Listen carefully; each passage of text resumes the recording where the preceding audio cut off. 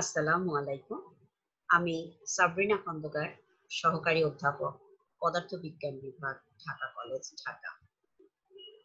আজকের অনলাইন ক্লাসটি প্রথম বর্ষ সম্মান শ্রেণীর পদার্থবিজ্ঞান বিভাগের ছাত্রদের সিলেবাসে 102 কোর্স কোডের থার্মাল ফিজিক্স কোর্সের চ্যাপ্টার 7 থার্মোডাইনামিক্স রিলেশনসের লেকচার নাম্বার 10 নিয়ে আলোচনা শুরু করতে যাচ্ছি। শিক্ষার্থী বন্ধুরা, আজ আমরা আলোচনা করব relations between two specific heats of gas. তোমরা উচ্চ মাধ্যমিক শ্রেণীতে পড়ে এসছো। আমরা সিপি এবং সিবি যাদেরকে বলতাম তাদেরকে আমরা আজকে দেখাবো কিভাবে ম্যাক্সওয়েল ইকুয়েশনের সাহায্যে আমরা দেখাতে পারি এবং ম্যাক্সওয়েল ইকুয়েশনের সমীকরণের সাহায্যে আমরা সিপি এবং সিবি কে দেখাবো। তাহলে শিক্ষার্থী বন্ধুরা, আজ শুরু করতে যাচ্ছি আলোচনা। তোমরা দেখতে পাচ্ছ স্ক্রিনে আদর্শ গ্যাসের ক্ষেত্রে C P minus CB equals to R এর প্রতিপাদন। মেইনলি আমরা এই প্রতিপাদনটিকে আজ আলোচ্য বিষয় করেছি। সিপি এবং সিবি এর যে পার্থক্য সেটা হচ্ছে আমাদের ক্যাপিটাল আর। মনে করি কোনো তাপগতীয় সিস্টেমের চাপ ক্যাপিটাল পি, আয়তন ক্যাপিটাল পি, তাপমাত্রা capital T, entropy capital S এবং অভ্যন্তরীণ শক্তি ক্যাপিটাল ইউ দিয়ে প্রকাশ করা হয়। এখন সিস্টেমটিতে ডিকিউ পরিমাণ তাপ সরবরাহ করা হলে স্থির চাপে গ্যাসের আপেক্ষিক তাপ ও স্থির আয়তনের গ্যাসের আপেক্ষিক তাপ বলতে আমরা যা বোঝাই, মেইনলি স্থির চাপে যদি চাপ স্থির থাকে, গ্যাসের আপেক্ষিক তাপ বলতে আমরা বুঝি কোনটা, সিপি। কেন?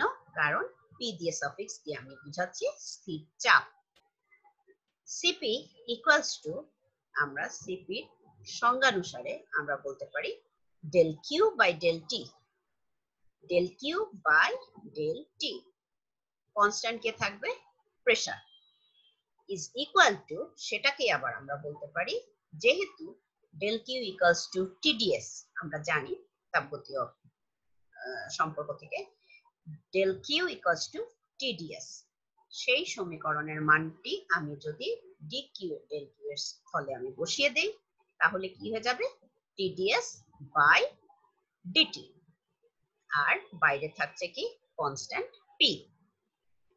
এখন এটা গেল আমার স্থির চাপে গ্যাসের আপেক্ষিক তাপ। এবং আরেকটি জিনিস আমরা কি আলোচনা করব? স্থির আয়তন, আয়তনে গ্যাসের আপেক্ষিক তাপ, সেটা বলতে আমরা বুঝি সিভি। সিভি বলতেই আমরা তাহলে বুঝছি, সেটাকেও সংজ্ঞানুসারে আমরা লিখতে পারি del Q by del T. Constant থাকবে কে? স্থির আয়তন। তাহলে বাইরে সাফিক্স থাকবে ভি ইজ ইকুয়াল টু, আগেই আমরা জানি, আগেই বলেছি del Q equals to TDS, তাই তো? তাহলে আমরা এখানে বলতে পারছি ডেল কিউ এর জায়গায় আমি কি বসিয়ে দিতে পারি? টিডিএস বসিয়ে দিতে পারি এবং ডেল টির জায়গায় ডেল টি থেকে যাবে। বাইরে সাফিক্স থাকছে কে? স্থির আয়তন যেহেতু, তাহলে আমার সাফিক্সটা থাকবে ভি। এবার এই সি এবং সিপি এবং সিবি এই দুটোকেই আমরা কি এর সাহায্যে আমরা দেখিয়ে দিতে পারলাম? টিডিএস এর সাপেক্ষে আমরা দেখিয়ে দিতে পারলাম। এখন নতুন করে প্রতিপাদনের জন্য আমরা কি নিব? এস, এনট্রপিকে আলোচ্য বিষয় করব। যদি এনট্রপি এস কে টি ও ভি এর অপেক্ষক ধরা হয়, অর্থটা কি দাঁড়াচ্ছে? তাহলে আমরা কিভাবে সেটাকে দেখাতে পারি? যে S equals to capital S, আমরা কি বুঝাচ্ছি? এনট্রপি বুঝাচ্ছি। Capital S is equal to function of কে কে ক্যাপিটাল টি ও ক্যাপিটাল ভি। ক্যাপিটাল টি ও capital V, function of capital T এবং capital V is equal to এটাকে আমরা কি বলি এন্ট্রপি এস। এখন যদি এটাকে আমি কি করে দেখাতে চাই, হ্যাঁ এটার মান হিসেবে ডেরিভেটিভ যদি করি, দেখো সেখানে কি আসে, করলে আসবে ds is equal to function, দুই ফাংশনে আমি ভাগ করে দেবো এস কে, তাই না? তাহলে প্রথমটা আমি কি লিখবো, ডেল এস টি এর সাপেক্ষে করব, del S by del T. কে স্থির রাখবো, কাকে স্থির রাখবো, হ্যাঁ সেকেন্ড টার্মকে স্থির রাখবো। তাহলে এখানে ছিল কি আয়তন মানে ভি কে আমি স্থির রাখলাম, তার জন্য তাকে আমি সাফিক্স হিসেবে বাইরে রাখলাম, এবং বাইরে কি রাখবো ডিটি, যেন উঠিয়ে দিলে এই দেখো ডেল টি এবং ডিটি এই দুটো যেন কাটাকুটি চলে যায়, তাহলে কি থেকে গেল ডেল এস, এতটুকু গেল টি এর সাপেক্ষে। এইবার আমরা করব কার সাপেক্ষে, সেকেন্ড ফাংশন যে ভি, ভি এর সাপেক্ষে করব কি del S by del V. আমরা কাকে কনস্ট্যান্ট রাখলাম, টেম্পারেচার টি কে কনস্ট্যান্ট রাখলাম, বাইরে সাফিক্স দিলাম টি এবং ইনটু ডিভি, যেন আমরা কাটাকুটি ডিভি ডেল ভি কাটাকুটি চলে গেলে বাকি থাকে ডেল এস। তাহলে আমি ডিএস টাকে আমি কয় ভাগে বিভক্ত করে লিখতে পারি, এইভাবে সামেশন আকারে লেখা যায় দু ভাগে, ফাংশন অফ টি এবং ফাংশন অফ ভি এর সাপেক্ষে আমি ডেরিভেটিভ করতে পারি। তারপরে সমীকরণটিতে খেয়াল করো, স্থির চাপে, যখন আমার কথাটা আসবে স্থির চাপে, উপরোক্ত সমীকরণ স্থির চাপেই বলতে আমি কি বুঝাচ্ছি দেখো, উপরের সমীকরণটাকে একটু খেয়াল করো, এখানে দেখলেই তোমরা বুঝতে পারবে যে স্থির চাপে যখন আমি বললাম তখন আমার কি আসলো, সিপি ইকুয়ালস টু আমার কি লেখা ছিল del S by del T into T, বাইরে ছিল আমার সাফিক্স পি, তাই তো স্থির চাপে।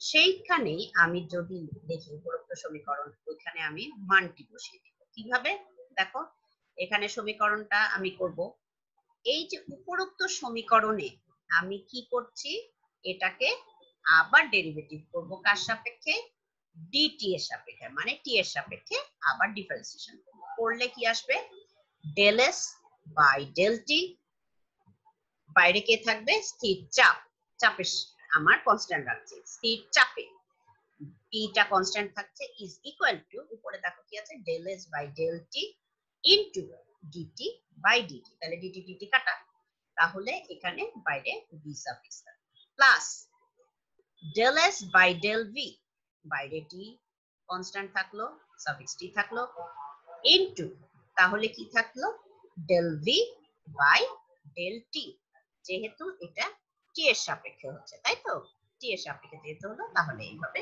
রাখা যাবে। এটার আমরা এই সমীকরণটির নাম দিলাম 7.17। তারপর আমরা কি বলতে পারি দেখো, ম্যাক্সওয়েলের তাপগতির দ্বিতীয় সম্পর্ক হতে আমি তখন কি পেয়ে গেলাম, আমরা দেখেছি আগে del S by del V constant থাকবে T is equal to del P by del T, constant রাখবো কাকে ভি ইজ ইকুয়াল টু, তাহলে এই ম্যাক্সওয়েলের এই দ্বিতীয় সম্পর্কটি থেকে আমি কি মান পেয়ে গেলাম, দেখো এখানে মান একটা জায়গায় আমি বসিয়ে দিতে পারবো, সেটা হচ্ছে del S by del V, যেটা 7.17 সেকেন্ড টার্মে রাইট সাইডের সেকেন্ড টার্মে আমার মানটি রয়েছে, এখানে আমি ম্যাক্সওয়েল সেকেন্ড রিলেশনে সম্পর্কটি বসিয়ে দিতে চাই। তাহলে হলো কি, শুরুতেই থাকবে del S by del T, constant থাকবে P is equal to, first term ঠিকই থাকবে del S by del T, constant থাকলো ভি, প্লাস এখানে আমি চেঞ্জ করে দিলাম কাকে del S by del V, constant থাকলো যেটা টি, সেটাকে আমি ট্রান্সফার করে আমি কি বসিয়ে দিতে পারি del P by del T, constant রাখলাম ভি, এটা কোত্থেকে আনলাম, এই অংশটুকু আনলাম ম্যাক্সওয়েলের সেকেন্ড রিলেশন থেকে, সে অতটুকু মান বসিয়ে পাশে যে আমার রাইট সাইডে সেকেন্ড টার্মের বাকি অংশটুকু অতটুকু আগের মতোই রেখে দিলাম, del V by del T, constant থাকলো আমার পি। তাহলে এই সমীকরণটি আমার কোত্থেকে আসলো 7.17 সমীকরণ থেকে। আমি শুধু চেঞ্জ করলাম কতটুকু অংশ, del S by del V, constant T এর জায়গায় আমি শুধু মান বসিয়ে দিয়েছি del P by del T constant V. এই মানটুকুই শুধু আমি সেকেন্ড রিলেশন থেকে বসিয়ে দিয়েছি, আর কিছুই করি। তারপর পরের লাইনে গিয়ে আমি কি করব, টি দ্বারা উভয় পক্ষকে লেফট হ্যান্ড সাইড এবং রাইট হ্যান্ড সাইডকে উভয় পক্ষকে আমি গুণ করে দিলাম। তাহলে কি রয়ে গেল, দেখো capital T del S by del T constant থাকলো P is equal to right সাইডের first term T into del S by del T constant থাকলো V plus T into del P by del T constant থাকলো V into del P by del T constant থাকলো P. তাহলে আমি কি করলাম, right side এবং left সাইডে এই লাইনটিতে আমি কি করে দিলাম, ক্যাপিটাল টি তাপমাত্রা দিয়ে উভয় পক্ষকে আমি কি করে দিতে পারি, গুণ করে দিলাম। গুণ করে দিলে তখন আমার এই মানটি চলে আসে। তারপর আমি কি করলাম, সেই যে সিপির মানটা আমি দেখতে চাচ্ছিলাম, সেখানে আমি দেখো এখানে দুটো মান, সেই দুটো মান কোনটা কোনটা আবার একটু আমি দেখাই তোমাদের। প্রথমে যে আমরা করছিলাম দুটো মান, সেই দুটো মানের একটা ছিল সিপি এবং আরেকটা ছিল সিভি। এই যে সিপি যেটা দেখতে পাচ্ছ, সিপি তে কি ছিল বলতো, হ্যাঁ T into del S by del T constant ছিল পি, এবং সিভি এর মান ছিল T del S by del T constant ছিল ভি। এই সিপি এবং এই সিভি এর মানটা আমরা কোথায় বসাতে পারি, আমরা দেখো পরবর্তীতে এই লাইনটিতে এসে আমি বসিয়ে দিতে পারি। কার মতো চেনা লাগছে আমার, T into del S by del T constant হচ্ছে পি, যার মান হচ্ছে ইজ ইকুয়াল টু সিপি। সেই সিপির মানটি বসিয়ে দিলাম is equal to T del S by del T constant হচ্ছে ভি। এই মানটুকুকে আমরা মানের আগেই পেয়ে গেছি, সেটার নাম দিয়েছিলাম সিভি। তাহলে এই জায়গায় মানটি বসিয়ে দিলাম CV plus T into right সাইডের সেকেন্ড টার্মটা ঠিক একই রকম রেখে দিলাম। কেমন, capital T del P by del T constant হচ্ছে ভি এবং বাকিটুকু del V by del T constant হচ্ছে পি। এই মানটুকু সেম রেখে দিলাম, আমি শুধু চেঞ্জ করলাম কোনটা, সিপি এবং সিভির মানটুকু শুধু বসিয়েছি, আর কিছুই করিনি। তারপরের লাইনে দেখো আমি সিপি, এখানে সিভি কে আমি লেফট সাইডে এনেছি শুধু নেগেটিভ সাইন দিয়ে, আর কিছুই করিনি। Plus is equal to right সাইডের আমার টার্মটুকু বাকিটুকু রয়ে গেল, সেটা কি T into del P by del T constant V into del V by del T constant P. এই সমীকরণটাকে আমি নাম দিলাম 7.18। এখন কথা হচ্ছে দেখো, যদি এই সমীকরণটা আমি কি পেলাম, 7.18 সমীকরণটিতে আমি দুভাবে প্রমাণ করতে যাব। আমরা আগেই বলেছি আদর্শ গ্যাসের ক্ষেত্রে C P minus CV is equal two কত, সেটাই আমরা প্রতিপাদন করছি। তাহলে এখানে আসলো, প্রথমে কি বললো, সিপি আদর্শ গ্যাসের ক্ষেত্রে আমার তো 7.18 পর্যন্ত আমরা সমীকরণটিকে এনে দাঁড় করালাম। তারপর দেখো আদর্শ গ্যাসের ক্ষেত্রে আমি কি বলতে চাচ্ছি, পিভি ইকুয়াল টু আরটি, এটা আমরা সবাই জানি। পিভি ইকুয়াল টু আরটি, এটা হচ্ছে আইডিয়াল গ্যাসের ক্ষেত্রে। সেখানে আমি কি মানটি বসিয়ে দিলাম, দেখো সেখানে আমি মানটি বসিয়ে দিতে পারি P V equal to RT. এখান থেকে আমি দুভাগে ভাগ করতে পারি, সেটা কি, এই পিভি ইকুয়াল টু আরটি সমীকরণটিকে আমি কি করব, ইউ এবং ভি এই দুটো ফর্মুলায় আমি ডেরিভেটিভ করব। এখন যখন আমি ডিফারেন্সিয়েশন করব তখন আমার কিভাবে যাবে, পি কিভাবে আনবো বলো আরেকবার, এটাকে আনতে হবে, বলতে হবে P differentiation of V, U V ফর্মুলাতে আমরা চলে যাব। পি এখানে হচ্ছে ইউ, ভি হচ্ছে V is equal to R হচ্ছে ইউ, ভি হচ্ছে টি। সে ঠিক ইউ এবং ভি এর মাল্টিপ্লিকেশন ফর্মে চলে যাব, ডিফারেন্সিয়েশন করব। এখন আসো প্রথমে আসবে কি আমার ইউ, ইউটা হচ্ছে আমার কি থাকবে, ইউ জিনিসটা হচ্ছে পি, এবং ভি হচ্ছে আমার ফর্মুলার, যে ডিফারেন্সিয়েশন ফর্মুলার ভি। তাহলে প্রথম আমার যেটা থাকলো সেটা হচ্ছে ইউ মানে পি ডিফারেন্সিয়েশন অফ ভি, কার সাপেক্ষে করছি, আমি টি এর সাপেক্ষে করছি। Differentiation of V, differentiation of দেখো del V by del T এর সাপেক্ষে করলাম, ইজ ইকুয়াল টু রাইট সাইডে আমার কি থাকবে, টি এর সাথে যে সংযুক্ত ধ্রুবকটি সেই মানটি রয়ে গেল। টি এর সাপেক্ষে করলে আমার ধ্রুবক মানটি কত থাকে, আর ইনটু ফর্মুলায় রয়েছে এটা, এর জন্য মানটি হয়ে গেল আর। তাহলে আমি এখান থেকে normal U derivative of V এইভাবে যদি আমি করি প্রথম অংশটুকু, তাহলে এতটুকু দাঁড়ায় P del V by del T equals to R. ঠিক সেম ভাবে এখানে সেকেন্ড টার্মটুকু রয়েছিল, কেমন ছিল, প্লাস ভি, তারপর ছিল কি ডেরিভেটিভ অফ ইউ। তাহলে ভির জন্য আমার কি আসবে, ভির জন্য আসছে আমার প্রথমে থাকবে ভি, এখান থেকে আমি দেখো কি আনতে পারি, এই সমীকরণটি থেকে শুধু আমি কি করেছি, প্রথম যে টার্মটিকে আমি ইউ ডিফারেন্সিয়েশন অফ ভি করেছিলাম, সেখান থেকে আমি কি নিয়ে আসলাম, del V by del T, constant থাকলো পি, এবং লেফট সাইডের যে ক্যাপিটাল পি সেটাকে আমি আর এর নিচে হর হিসেবে রেখে দিলাম। তাহলে আমি del V by del T constant P is equal to R by P পেয়ে গেলাম। এবং ঠিক সেভাবে এটা প্রথম অংশটুকু আমি ডিফারেন্সিয়েশন করেছি। এইবার সেকেন্ড অংশটুকু ফর্মুলার সেকেন্ড অপশন কে থাকবে ভি ডিইউ বাই ডিটি, তাই তো।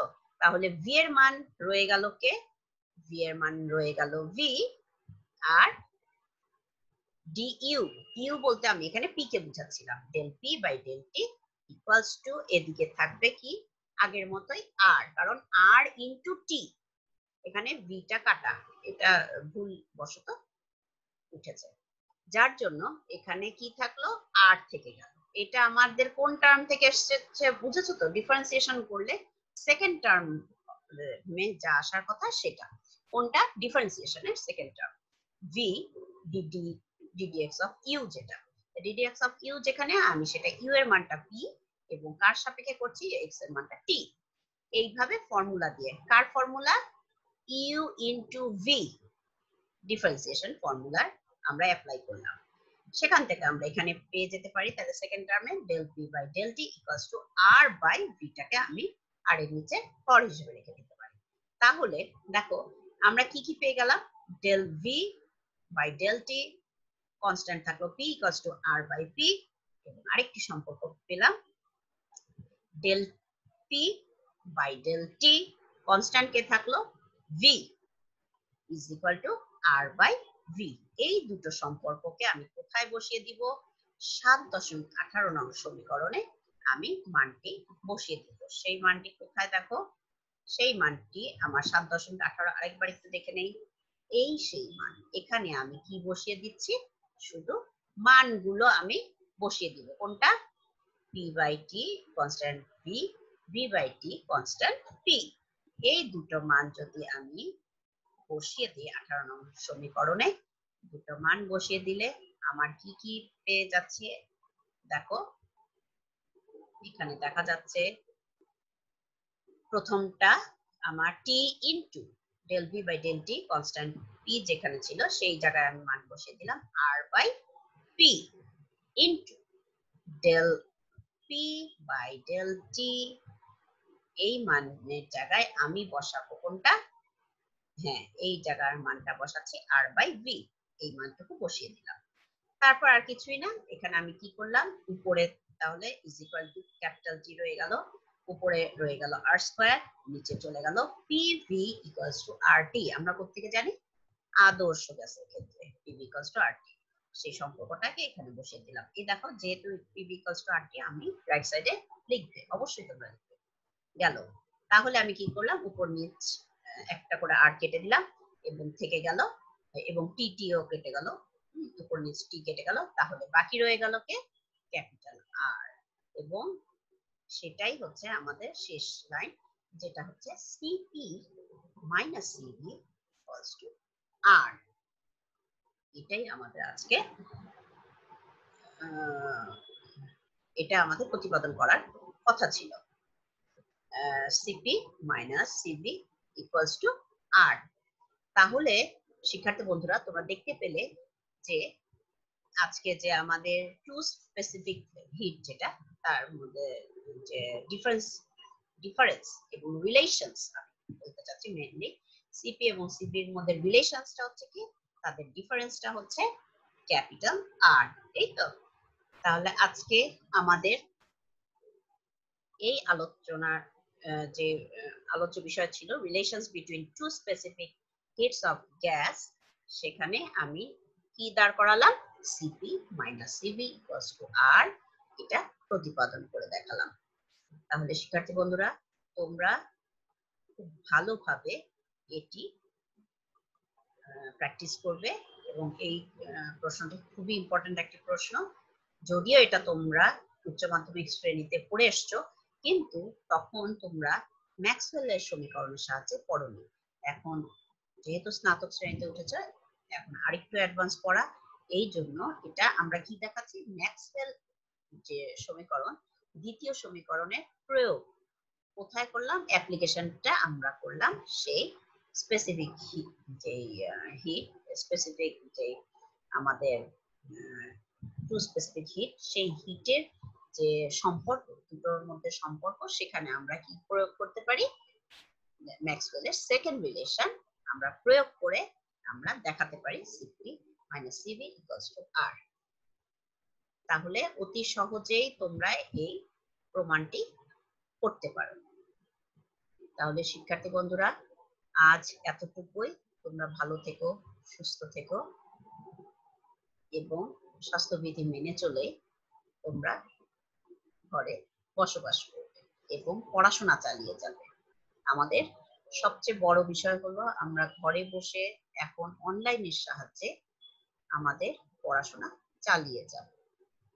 ইনশাল্লাহ সামনের দিন আবারও ভালো আসবে এবং তোমরা সবাই মনোযোগ সহকারে সব পড়া ভালো করে প্র্যাকটিস করে যেতে থাকবে, এই আশা করে তোমাদেরকে তোমাদের জন্য শুভকামনা জানিয়ে আজ এখানেই শেষ করছি। আসসালামু আলাইকুম ওয়া রাহমাতুল্লাহি ওয়া বারাকাতুহু।